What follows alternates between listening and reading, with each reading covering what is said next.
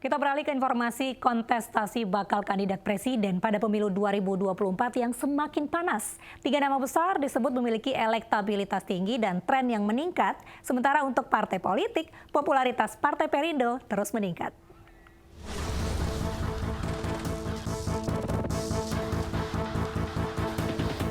Meski pemilihan presiden masih tahun 2024, kontestasi kandidat potensial sebagai calon presiden terus mengemuka. Sejumlah tokoh disebut memiliki elektabilitas yang terus merangkak, sementara kandidat lainnya mengalami stagnansi dan juga tren penurunan. 3 nama besar disebut mengalami tren peningkatan elektabilitas dari Februari ke April 2022. Elektabilitas Ganjar Pranowo sukses menyalip saingan terdekatnya Prabowo Subianto.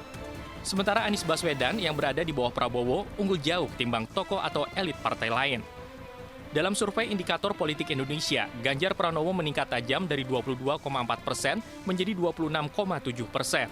Sementara Prabowo Subianto naik tipis dari 21,6% menjadi 23,9%. Sedangkan Anies Baswedan dari 17,1% menjadi 19,4%. Adapun Ketua Umum Partai Demokrat Agus Harimurti Yudhoyono dan Gubernur Jawa Timur Kofifa Indar Parawansa mengalami tren penurunan. Namun ada menarik, Menteri BUMN Erick Thohir mengalami peningkatan meskipun tipis.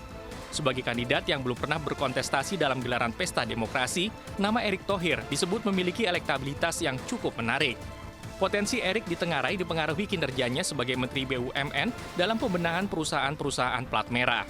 Meskipun nama-nama tersebut memiliki elektabilitas yang cukup tinggi dan memiliki tren peningkatan, politik sangat menentukan mereka dalam berkontestasi di pesta demokrasi terbesar pada tahun 2024. Untuk partai politik, Partai Perindo semakin moncer jelang pemilu 2024. Hasil survei Partai Besutan Haritanu Sudibyo menyalip Partai Amanat Nasional dan Partai Hanura.